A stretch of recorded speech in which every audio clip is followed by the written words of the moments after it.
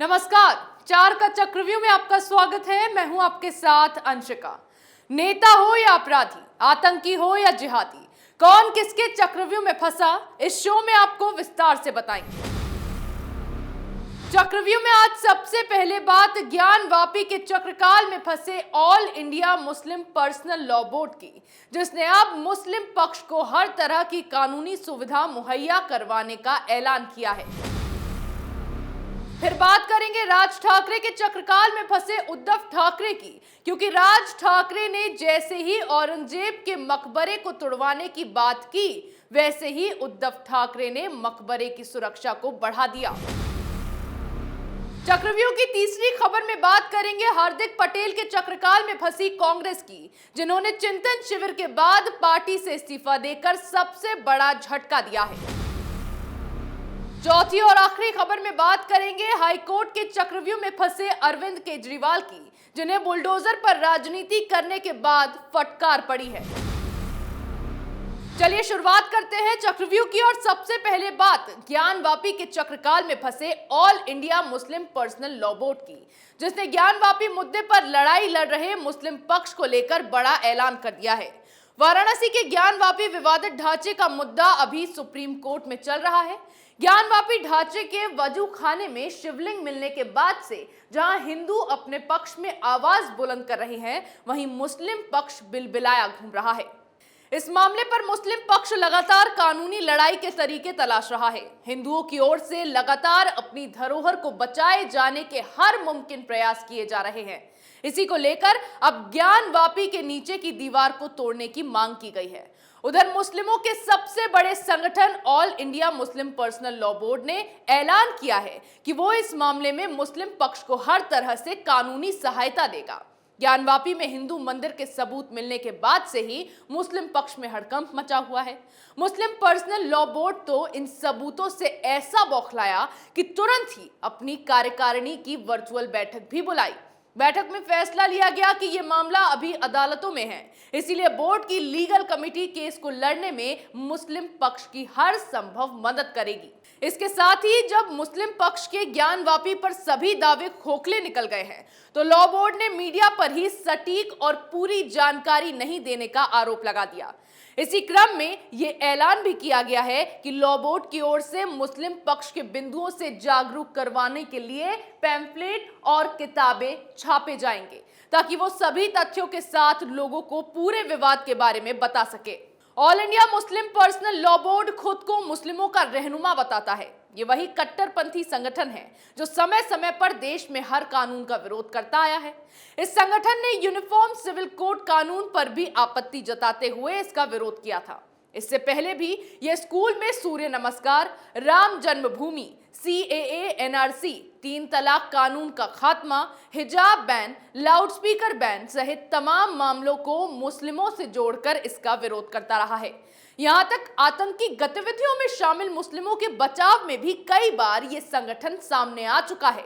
हर बार देश का माहौल बिगाड़ने संबंधित जितनी भी गतिविधियां हुई हैं, उसमें ये कट्टरपंथी गैंग शामिल दिखाई देती है। अब फिर एक बार जब ज्ञान वापी में हिंदू मंदिर होने का इतना बड़ा सबूत मिला है, तो ये उसे भी नाकार रहे हैं और उल्टा ये कह रहे हैं कि मामले में सही जानकारी लोगों तक नहीं पहुंच पा रही। शिवलिंग मिलना सही जानकारी नहीं है, तो क्या जिसे ये फव्वारा कह रहे हैं वो सही जानकारी है? और फव्वारा अगर था भी, तो फिर तालाब का सर्वे क्यों नहीं करने दिया जा रहा था? क्यों मछलियों का बहाना देकर वहां टीम को जाने से रोका गया था? ये कट्टरपंथी इस बात को जानते हैं कि ज्ञान वापी का राज अब कोर्ट में पेश होने वाली रिपोर्ट के बाद सामने आने वाला है, इसीलिए ये इतने बिलबिलाए घूम रहे हैं। ज्ञान वापी के चक्रव्यूह में तो कट्टरपंथी गैंग फंस गई, वहीं अब फिर एक बार राज ठाकरे ने ऐसा बयान दिया है जिससे उद्धव ठाकरे की तो रातों की नींद ही उड़ गई है। मनसे प्रमुख राज ठाकरे ने औरंगाबाद में मुगल बादशाह औरंगजेब के मकबरे को जमींदोज किए जाने की मांग की है। इसके बाद उद्धव ठाकरे ऐसे बौखलाए कि उन्होंने मकबरे की सुरक्षा को ही बढ़ा दिया। महाराष्ट्र में उद्धव ठाकरे की मुश्किलें कम होने का नाम नहीं ले रही हैं। पहले AIMIM के अकबरुद्दीन ओवैसी ने हाल ही में औरंगजेब के मकबरे पर जाकर फूल चढ़ा दिए, जिससे पूरे महाराष्ट्र में ही हड़कंप मच गया। और अब राज ठाकरे ने औरंगजेब के मकबरे को ध्वस्त किए जाने की मांग उठा दी है। इधर एक बयान में महाराष्ट्र नवनिर्माण सेना के प्रवक्ता गजानन काले ने पूछा है कि शिवसेना सुप्रीमो बाल ठाकरे ने सामना से कहा था कि मकबरा गिरा दिया जाना चाहिए, फिर ये अभी भी क्यों है? सुरक्षा प्रदान करने के लिए महाराष्ट्र सरकार का कार्य हमारे घावों पर नमक छिड़कने जैसा है। औरंगजेब ने संभाजी राजे को बेरहमी से प्रताड़ित किया, उन्होंने ही हमारे स्वराज को रौंदने की कोशिश की थी और फिर भी महाराष्ट्र सरकार ने सुरक्षा प्रदान की है। मनसे अब मुंबई से बढ़ते हुए महाराष्ट्र के दूसरे क्षेत्रों में जा रही है। मुंबई में लाउडस्पीकर अजान का मुद्दा उठा और अब धीरे धीरे राज ठाकरे मुंबई से बाहर जाने की कोशिश कर रहे हैं।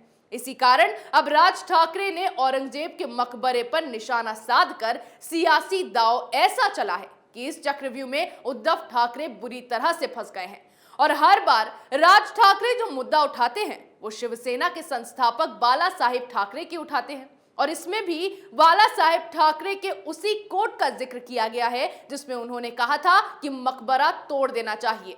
लाउडस्पीकर अजान के मुद्दे पर जब राज ठाकरे ने अपनी आवाज बुलंद की थी उस वक्त पूरी की पूरी अघाड़ी गैंग में हड़कंप मच गया था, जिसके बाद से शिवसेना के नेताओं समेत शिवसेना प्रमुख उद्धव ठाकरे भी ऐसे तिलमिला गए थे कि राज ठाकरे का मुंह बंद करने के लिए उन्होंने क्या कुछ नहीं किया, लेकिन फिर भी नाकाम रहे। और ऐसे ही अब राज ठाकरे की इस मांग के बाद उद्धव ठाकरे ने औरंगजेब के मकबरे की सुरक्षा बढ़ा दी है, क्योंकि राज ठाकरे के लाउडस्पीकर पर आवाज बुलंद करने के बाद उनका शक्ति प्रदर्शन तो उद्धव ठाकरे देख ही चुके हैं।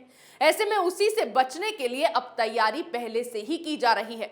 इससे उद्धव ठाकरे के हिंदुत्व पर तो सवाल खड़े हो ही रहे हैं, साथ ही उद्धव को यह भी समझ आ रहा है कि राज ठाकरे अब धीरे धीरे महाराष्ट्र में शिवसेना को कमजोर करते जा रहे हैं। यहां राज ठाकरे ने महाराष्ट्र में अपनी पकड़ मजबूत करने की तैयारी कर ली है, वहीं हार्दिक पटेल ने गुजरात विधानसभा चुनाव से पहले कांग्रेस पार्टी को बड़ा झटका दे दिया है। हार्दिक पटेल ने हाल ही में राज्य के कांग्रेस नेताओं की आलोचना की थी, उन पर परेशान करने के आरोप भी लगाए थे, जिसके बाद से ही वो लगातार चर्चा में बने रहे। पटेल ने यह भी दावा किया था कि राहुल गांधी से कई बार शिकायत किए जाने के बावजूद इन नेताओं के खिलाफ कोई कार्रवाई नहीं की गई। 2 दिन पहले हुए बीजेपी के चिंतन शिविर के बाद हार्दिक पटेल ने यह इस्तीफा दिया है। इस चिंतन शिविर में अमित शाह भी हिस्सा लेने आए थे और कहा जा रहा है कि हार्दिक पटेल के इस्तीफे के पीछे अमित शाह का दिमाग ही है। इसके अलावा कांग्रेस के लिए हार्दिक पटेल ने बड़ी मुश्किल खड़ी कर दी है। कांग्रेस पार्टी लगातार अपनी खोई साख को वापस लाने की जद्दोजहद में लगी हुई है। 2024 में होने वाले लोकसभा चुनाव तो अभी दूर हैं, लेकिन उससे पहले हिमाचल प्रदेश और गुजरात विधानसभा चुनाव कांग्रेस के लिए बड़ी चुनौती बने हुए हैं। इसमें भी कांग्रेस को हिमाचल से ज्यादा उम्मीदें गुजरात से हैं। पिछले चुनाव में भी कांग्रेस ने वहां अच्छा प्रदर्शन किया था, जहां 2017 के चुनाव में कांग्रेस ने गुजरात में 80 सीटों पर जीत दर्ज की थी, जो बीजेपी और कांग्रेस के बीच कांटे की टक्कर रही। लेकिन इस बीच पार्टी के कई नेता और विधायक पार्टी से इस्तीफा देकर बीजेपी में शामिल हो गए, जिस कारण संख्या कम होती चली गई। अब गुजरात चुनाव की तैयारी में कांग्रेस लगी हुई है। उदयपुर में पार्टी के चिंतन शिविर में भी गुजरात एक हॉट टॉपिक रहा। पार्टी आलाकमान का मानना था कि अगर गुजरात विधानसभा चुनाव में वो जीत हासिल कर लेते हैं तो 2024 में मोदी और शाह की जोड़ी को चैलेंज करने के लिए कांग्रेस के पास एक बड़ा मुद्दा होगा, जिसके बाद पार्टी के पास निशाना साधने के लिए केवल एक ही बात रहती कि जब गुजरात ही मोदी और शाह नहीं संभाल पाए तो देश को क्या संभालेंगे। इससे देश में यह परसेप्शन बनना शुरू हो जाता कि मोदी और शाह की लोकप्रियता गुजरात में ही कम हो गई है। लेकिन कांग्रेस जिस एजेंडे पर चल रही थी, हार्दिक पटेल के इस्तीफे के बाद से ही उस पर पानी फिर गया और कांग्रेस पार्टी को धक्का लगता दिखाई दिया। अब कांग्रेस के नेता धीरे धीरे बीजेपी का दामन थाम रहे हैं, जिसमें सबसे बड़ा झटका पार्टी को गुजरात कांग्रेस के कार्यकारी अध्यक्ष हार्दिक पटेल के इस्तीफे से लगा है।